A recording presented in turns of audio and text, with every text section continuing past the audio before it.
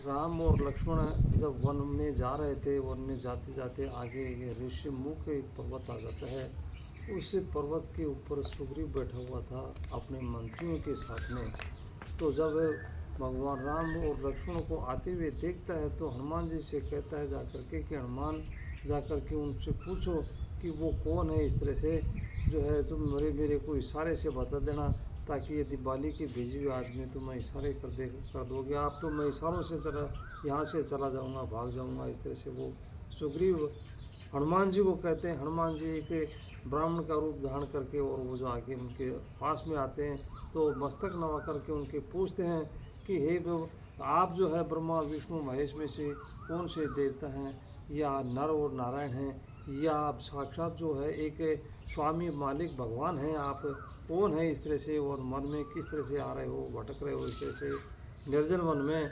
तो इस तरह से कहते हैं हनुमान जी। तो हनुमान जी को फिर भगवान राम कहते हैं कि इस तरह से हम ये जो है मेरा नाम राम है, इनका लक्ष्मण है, और हमारे साथ में एक सुंदर सी स्त्री थी जिस कुमारी जिसका नाम सीता था, उसको ढूंढने के लिए जो हम इस जंगल में आ रहे हैं, राक्षसों ने उसको चुरा लिया, उसका हरण कर लिया। इस तरह से उसने भगवान राम ने बात बताई।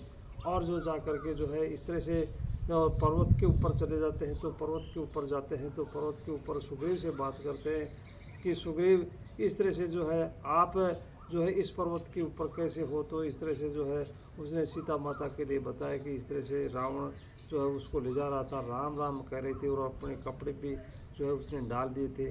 कुछ कपड़े जो है ये मेरे पास में रखे हुए हैं। तो भगवान राम ने कहा था कि वो कपड़े मेरे को दे दो। इस तरह से सुग्रीव ने वो कपड़े भी दे दिए हैं। और उसमें उनके एक आगे को साक्षी मान करके वो जो भगवान बजरंग बली जो है उनको हनुमान जी उनकी दोस्ती करवा देते हैं। दोस्ती करवाने के ऊपर भगवान राम उनको भगवान राम से कहते हैं हनुमान जी की ये जो है करोड़ों वानर इनके जो है वो जो है इनके पास में हैं, और आप सीता माता की इनकी जो है आप में सहायता करेंगे जो है इस तरह से होते हैं। तो भगवान राम जब उनको पूछते हैं, सुग्रीव को पूछते हैं कि सुग्रीव तुम यहाँ पहाड़ पर वन में कैसे हो। तो उसमें सुग्रीव ने बताया था कि हम दो बाली और दो भाई थे, तो बड़ी प्रेम से रहते थे और बड़ी प्रीति थी, हम दोनों में प्यार था, प्रेम था। लेकिन इसमें एक बार जब एक राक्षस आता है, तो बहुत भारी राक्षस आता है, तो राक्षस जो आकर के और बाली को जो है चैलेंज देता है। बाली वो बहुत बड़ा योद्धा था, बलवान था, उसको चैलेंज देता है, उसको युद्ध करने के लिए ललकारता है। तो युद्ध करने के लिए जब बाहर आता है बाली, तो उनको जो है ललकार करके एक बार वो राक्षस वहाँ से भाग छूटता है। तो भागने के बाद में हम दोनों भाई उसके पीछे पीछे जाते हैं और एक पर्वत के ऊपर जा कर के गुफा थी, गुफा में वो जो राक्षस घुस जाता है।